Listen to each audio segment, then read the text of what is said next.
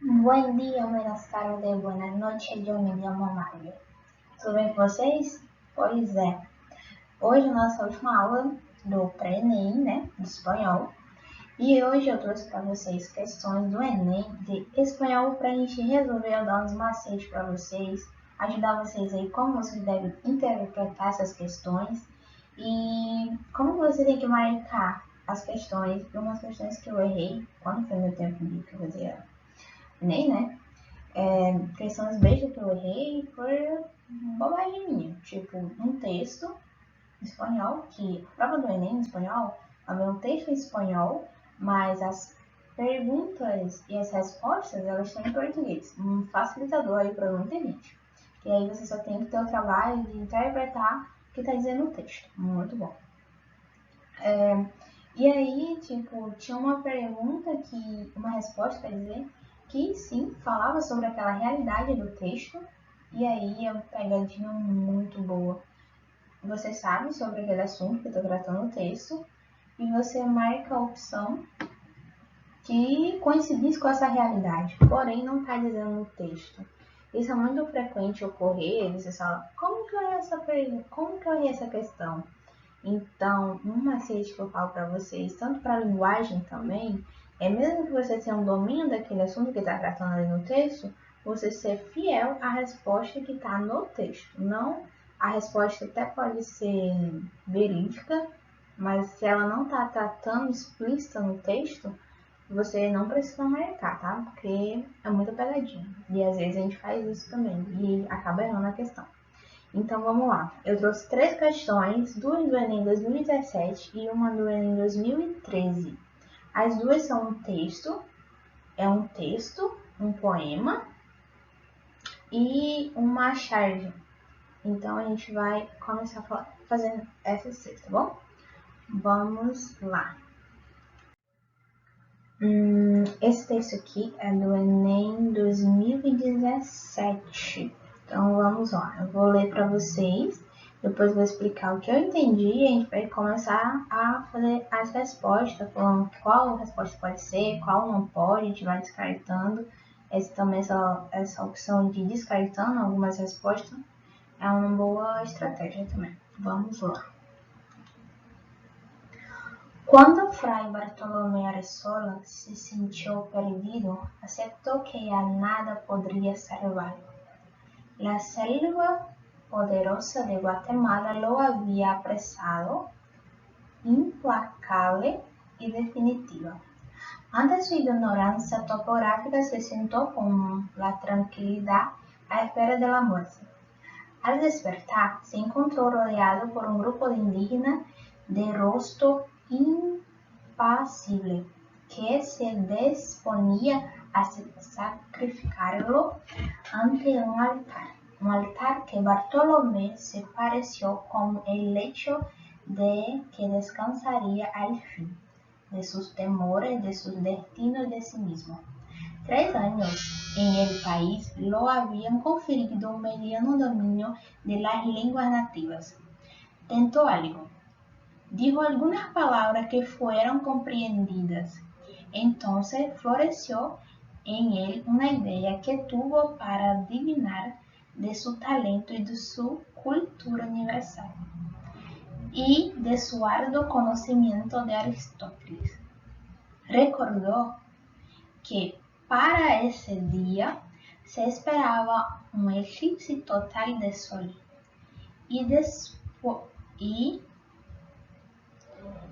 dispuso en lo más íntimo valerse de aquel conocimiento para engañar a su opresor y salvar la vida.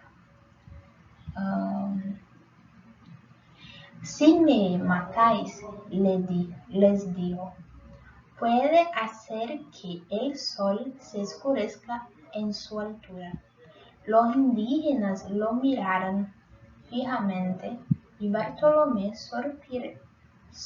sorprendió la incredulidad en sus ojos.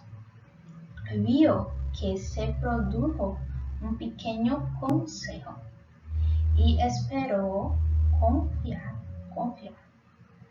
No si cierto desdén. 2 horas después, el corazón de Fray Bartolomé Arresola choreaba su sangre levemente sobre la piedra de los sacrificios, brillante bajo la opaca luz de un sol eclipsado, mientras uno de los indígenas recitaba sin ninguna inflexión de voz, sin prisa, una por una de las infinitas fechas en que se produjeron eclipses solares y lunares, que los astrónomos de la comunidad maya habían previsto y anotado en sus códices sin la valiosa ayuda de Aristóteles. Pois bem, tá aí o texto. E aí, o que vocês entenderam, né? Eu vou falar mais ou menos o que eu entendi. Tinha esse Frei Bartolomé aí, e ele se perdeu, né, na selva da Guatemala. E nisso, ele não sabia muito, ele não tinha noção de topografia, né? Ele fala, ante sua ignorância topográfica, se sentou com tranquilidade à espera da morte. Então, ele não sabia nada, sabia que estava perdido e sentou ali esperando a morte. Quando ele acordou, ele se viu rodeado por indígenas, que falaram que ia matar ele, né? Não a pedra de um sacrifício. Todavia, ele, para tentar salvar a vida dele, né? Ele se lembrou que ele, e como ele também viveu um pouco tempo ali, naqueles lugares, ele conseguia falar um idioma que eles entendiam, algumas palavras, então ele conseguia se comunicar com os indígenas. Então, para ele tentar salvar a vida dele, ele pensando que os indígenas eram leigos, falou que se os indígenas matassem ele, o sol ia escurecer, que era o eclipse no caso, né? E aí ele pensava que isso ia fazer com que os indígenas matassem ele ou fosse um tipo de punição. Todavia, depois ele fala que depois o sangue dele ficou escorrendo pela pedra ocorrendo um eclipse ali. Então mataram ele, né, no caso. E depois no final fala que o índio ele recitava, né, tava lendo, ele não tinha sem pressa, sem nada, algumas anotações que o povo indígena, que era o povo maia, tinha feito, que o povo maia, não sei se vocês estudaram e tudo mais, era um povo bem desenvolvido, ali de índios da América Latina. E ele fala até que no final, bem engraçado, que esse Frei não sabia que eles tinham esse conhecimento, então pensava que eram leigos, né? E essa questão de ter o conhecimento de Aristóteles também. E aí no final ele fala que ele anotou nos seus códigos, né? Sem nenhuma ajuda da sabedoria de Aristóteles. Esse povo maia era muito, muito inteligente mesmo. Eles sabiam muito sobre astrologia e outras áreas também. Então, é mais ou menos isso que o texto falou. Então, vamos para as perguntas. Bom, agora vamos para as respostas. No texto, confrontam-se duas visões de mundo e da cultura ocidental, representada pelo Frei Bartolomé, e da mística pré-hispânica, representada pela comunidade indígena maia. Segundo a narrativa, os colonizadores espanhóis avaliavam os saberes produzidos pela comunidade indígena hispano-americana? Não. Primeiro, que o texto não fala nem nada de catequizador, ele só fala que o Frei estava... Se ele era um catequizador, né, esse Frei, não deixa explícito que ele é um catequizador, ele só fala que ele está perdido e que os indígenas acham ele. Então, ele não queria passar nenhum conhecimento. Ele não sabia... fala... os catequizadores espanhóis avaliaram os saberes produzidos. Não, eles nem sabiam que o Frei ali nem sabia que ele tinha esse conhecimento. Que ele tinha esse conhecimento do eclipse, né? Então, não, errado. Os indígenas da comunidade maia mostraram-se perplexos diante da superioridade do conhecimento aristotélico do Frei espanhol. Errado. O tanto que os indígenas daquela comunidade, eles sabiam sim desse conhecimento, e o Frei tentou engabelar eles, né, pensando que não sabia, e eles sabiam sim. Então eles não se mostraram perplexos. Tem uma hora até no texto que ele fala que o Frei falou a questão para eles, e eles formaram um conselho ali, né, para discutir e tudo mais. Mas o Frei viu que os olhos deles pareciam assim, tipo, vou te matar. Então, não, sabia, viu a crueldade ali nos olhos deles. Então, não, eles não se mostraram em nenhum momento perplexos depois que o Frei falou sobre esse conhecimento. Porque eles já sabiam, né, no caso. Então, a alternativa B é errada. C. O catequizador espanhol Arasola apresentava-se adaptado às culturas autóctones, sei lá, ao promover a interlocução entre o conhecimento aristotélico e indígena. Errado, porque no momento ele sabia que os indígenas tinham esse conhecimento, o mesmo que o dele, e tentavam promover ali a interlocução desses dois conhecimentos. Ele sabia que só ele tinha esse conhecimento, pensava, né? Que só ele tinha esse conhecimento e os povos indígenas não tinham. Tanto que ele pensava que isso ia salvar a vida deles, porque eles não sabiam, né? Não sabiam do que se tratar esse conhecimento. Mas sim, os indígenas sabiam. Só que esse Frei não sabia que eles sabiam, né? Então, fica meio estranho. Então, é errado também, porque não tentou promover, não sabia que os indígenas tinham esse conhecimento, pensava que só eles tinham esse conhecimento, então é errado. D. O episódio representa de forma neutra o significado do conhecimento ancestral indígena quando comparado ao conhecimento ocidental. Pode ser.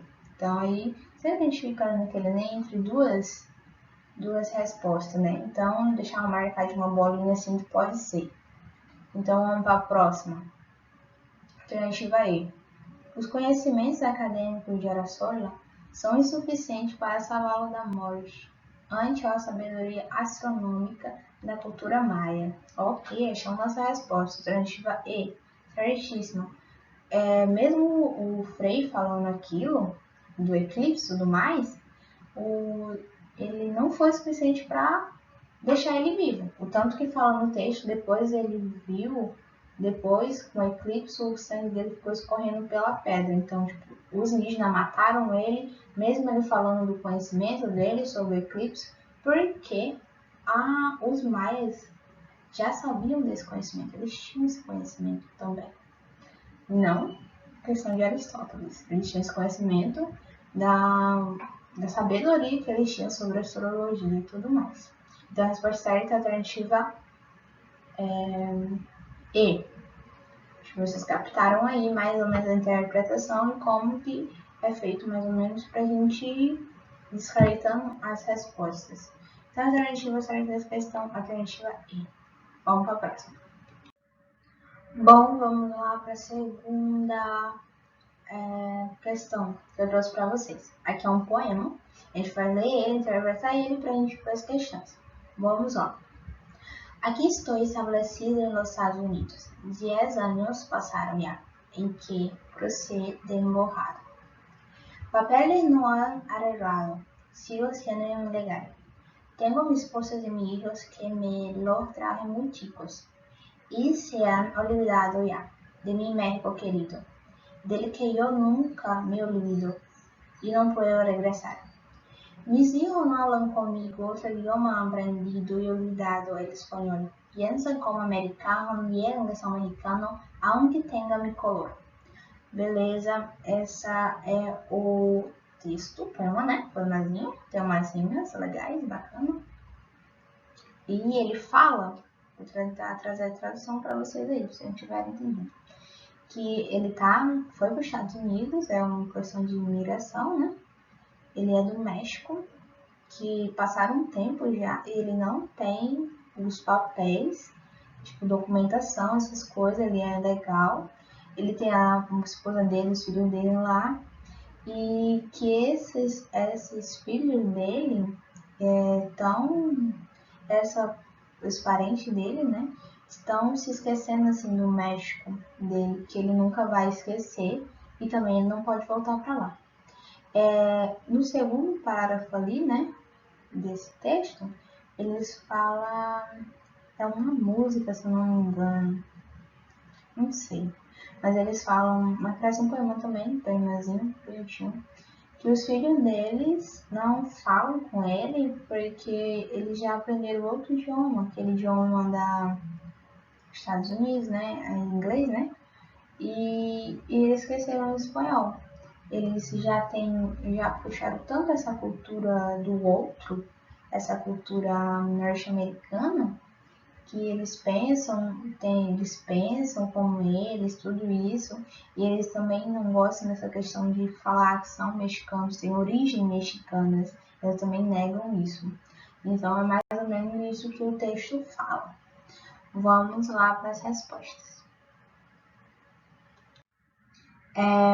Aqui está a resposta já em português, né? O texto vem em espanhol, mas a resposta é a pergunta em português. As respostas, alternativas.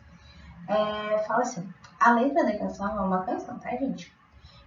Coloca em cena um dilema por muitas vezes vivenciado por imigrantes. Então, é isso, né?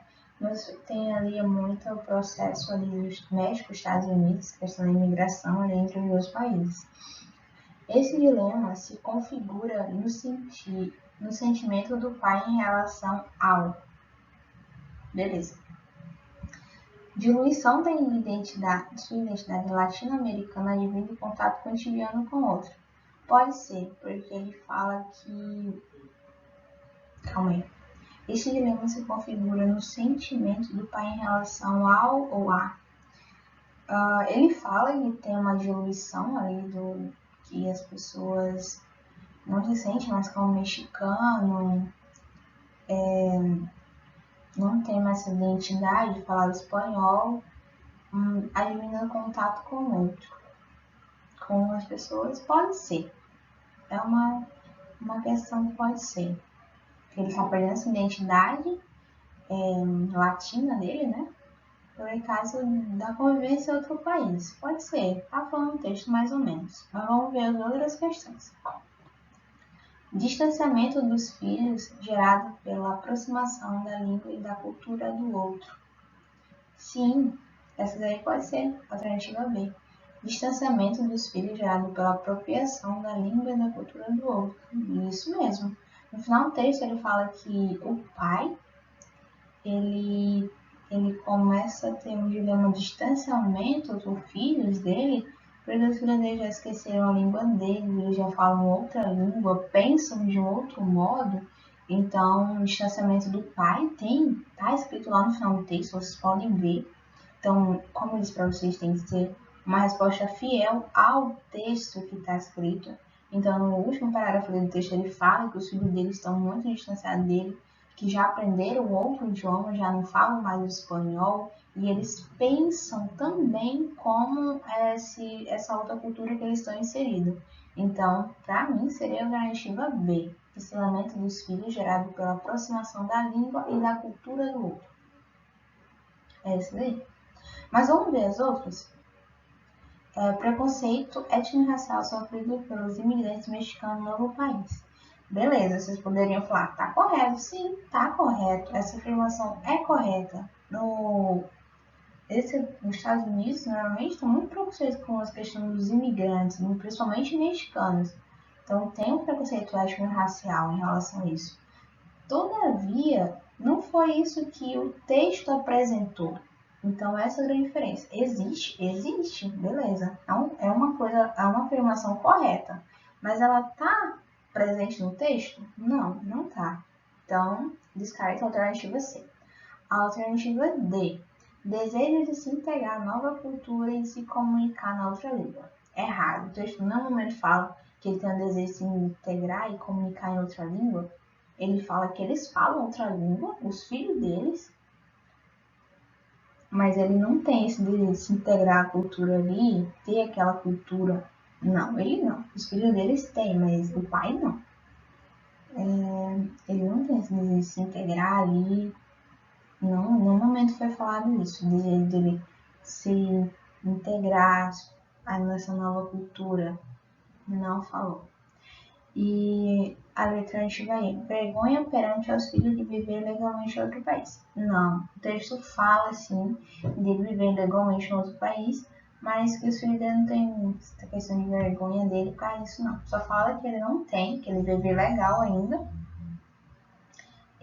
mas ele não tem essa questão de vergonha. A única relação dos filhos é que os filhos dele estão no distanciamento dele, porque já perderam ali a cultura, mais ou menos, distanciamento, né? Eles falam já outra língua, não falam mais espanhol, eles negam que são mexicanos e tudo isso. Eles são pensamentos já diferentes, eles já se apropriaram de outra cultura que eles querem para eles, não a cultura raiz deles. Então seria a alternativa B, distanciamento dos filhos gerado pela apropriação da língua e da cultura do outro. É isso mesmo. Então, esse dilema se configura no sentimento do pai em relação ao distanciamento dos filhos, gerado pela apropriação da língua e da cultura do outro, que está explícito no último parágrafozinho do texto, da música, do trecho da música. Então, vamos para a próxima. A próxima questão é a questão do Enem 2013 e é uma espécie de charge. Também tem essa, além de ter um texto normal para vocês fazerem, também um poema, música, o Enem também pode trazer uma charge na prova de espanhol para ser respondida. Então vocês têm que interpretar ali, e normalmente quando aparece a charge, eles perguntam qual o sentido de alguma palavra, ou o que ele quis dizer, ou qual o fator humorístico daquela tirinha ou charge. Então vamos lá. Ya no es como antes, lo reto a un duelo. Está bien, Pardo, pero yo con el joystick y usted com las teclas. Então, um rapaz qualquer fala, não é mais como antes. Aí o outro fala, te desafio a um duelo. Aí o outro rapaz responde, aceita o duelo, né? Claro. Mas ele fala que as armas que eles vão usar é o joystick e a chave. Então, aí dá um fator humorístico, porque você vê que para um duelo, né? É uma espada ou arma, ou alguma coisa do tipo. E essas armas que eles falaram não é para um duelo de duas pessoas. Então, por isso que já começa assim, já não é como antigamente, que as pessoas lutavam sim com essa questão de armas, de espada ou de arma mesmo, de tiro, né? Então, vamos responder a pergunta. A charge evoca uma situação de disputa. Beleza, disputa. Seu efeito humorístico reside no ou na alternativa A, aceitação imediata da provocação. Tem aceitação, sim, na charge, mas não é o fator que traz o humor. Então isso você tem que estar muito evidente. O que está perguntando? Porque se vocês verem a aceitação imediata da aprovação, sim, ela aceitou. Mas é isso que traz o fator, a situação, o efeito humorístico? Não, não é isso. Então a gente vai errado. Então você tem que ter bem atento o que a pergunta quer especificamente. Ela quer achar onde que se deu o efeito humorístico dessa charge. Então, entre essas, vocês têm que achar onde que se deu o efeito humorístico. Você vai botar isso na sua cabeça.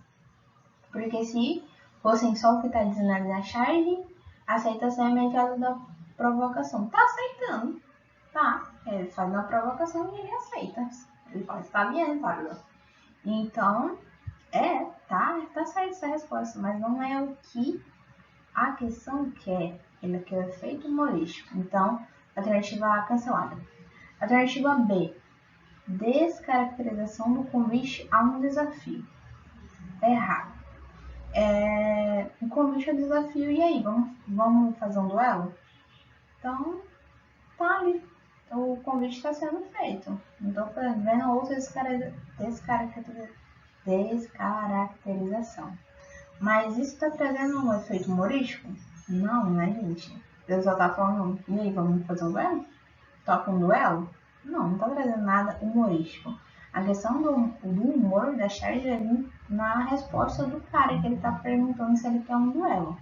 Que foi o que eu expliquei pra vocês. Alternativa C.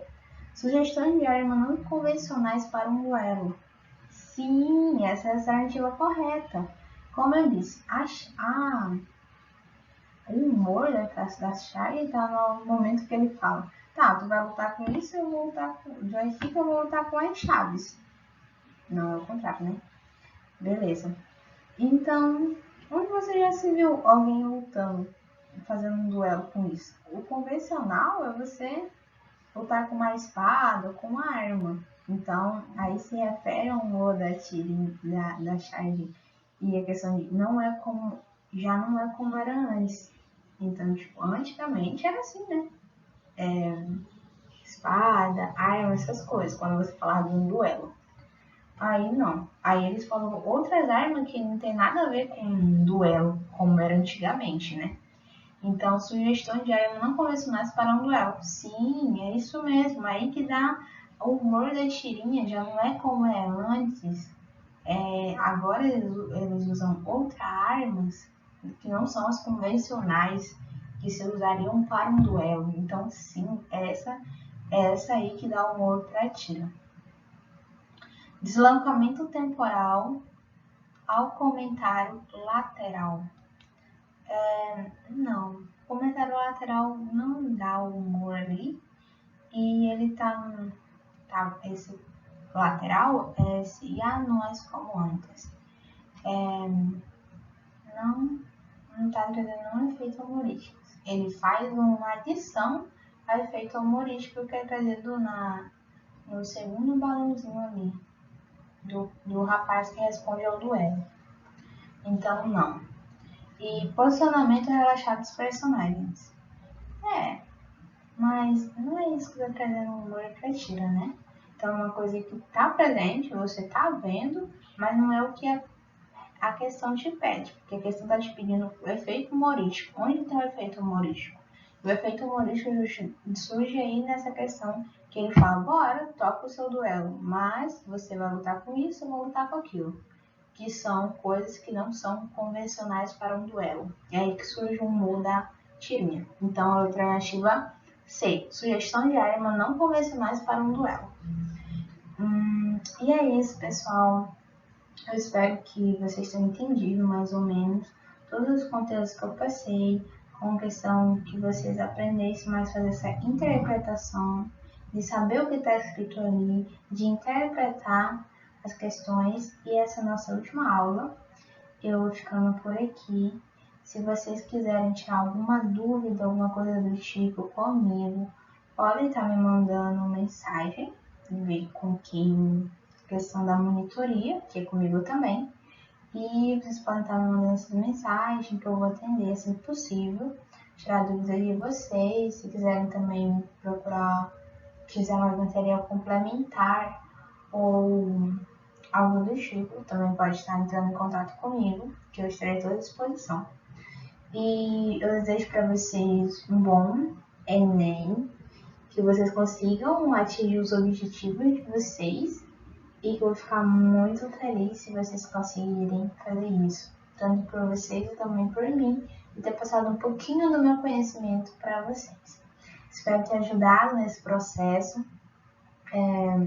Espero que vocês tirem uma boa nota, que vocês consigam todos os objetivos de vocês e não desistam. Se não der esse ano que vem, continuem, porque é essencial isso. Não desistam nunca do que vocês querem e que uma hora ou outra vocês vão conseguir.